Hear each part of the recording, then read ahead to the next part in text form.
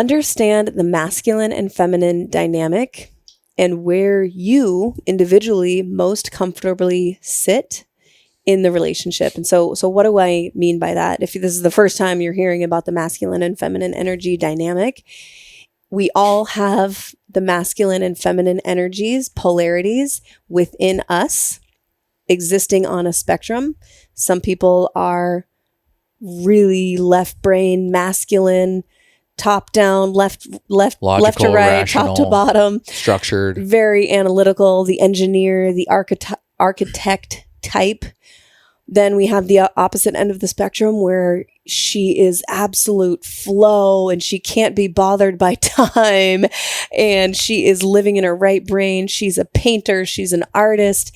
She doesn't live with a calendar. Like that's the extreme, right? So this is hyperbole a little bit because there's so much nuance in each I'm one saying of these that domains. It's a spectrum. So one end of the spectrum is the engineer. One end of the spectrum is the flowy feminine artist archetype. And we all exist in varying degrees, sometimes different on different days even, or depending on what our career or life circumstances is inviting us into to step more into our masculine or more into our feminine. But these are complementary opposites. They complement each other.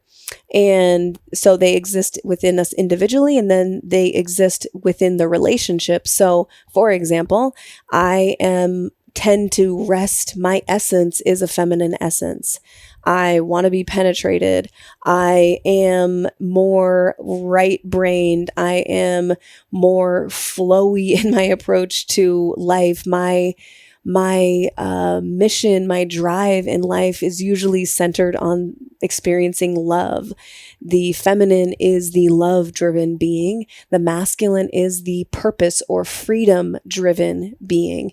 And so these two come together, and the way that they play and dance together can really make a huge difference in the relationship. And this is critical for us to understand about ourselves and each other, because I think all too often, so many individuals in partnership see how their partner shows up differently in life than they do. And they are frustrated by it. They don't understand it. They think, oh my God, why can't he just do this? I would have done it so differently. Or why can't she just do it my way? This is how I like it done. Well, it's because you're approaching life from completely different viewpoints, and you're motivated by different things if you have a masculine essence and a feminine essence. So being able to understand yourself and your partner allows us to illuminate these differences and celebrate them, work with them. Once you learn some tools under this umbrella of the masculine and feminine, and you work with it to create a more beautiful and deep, rich experience with your partner. Not to mention, understanding this will absolutely amplify your sexual relationship with your partner. This framework was beyond critical for our reconciliation and reconstruction of our relationship in part 2. And we're speaking about archetypes. There are a host, if not unlimited number of feminine and masculine archetypes. And it's very fun to learn about each, because some will land and some will not, and that's okay. Like there is a diverse set of masculinity attributes that will resonate and some that won't, and same with the feminine. And what I love about this framework is it's not unlike, let's say, the ketogenic diet. Trying on a low carbohydrate, higher fat diet is a really fun practice that can lead a lot of people who've struggled with overconsumption of bullshit carbohydrates and processed foods and sugars to a place of health that they've never experienced, where they don't have to depend on sugar anymore. Only to then realize that at some point you can intuitively navigate food and nutrition without needing the keto protocol 101. Yeah. And that's how I feel about the masculine and feminine framework.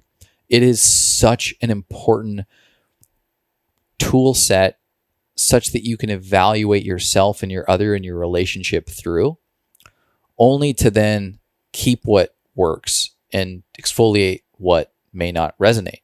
Because I have seen it get to the point where it's not any longer productive in a relationship and people get too into the weeds of it. But it is a beautiful, beautiful stepping stone into evolving your conscious relationship, or the relationship into one that is more conscious. Thank you so much for listening. If you enjoyed that, check out right over here for some more fun clips. Oh, and you're going to want to subscribe. Bye.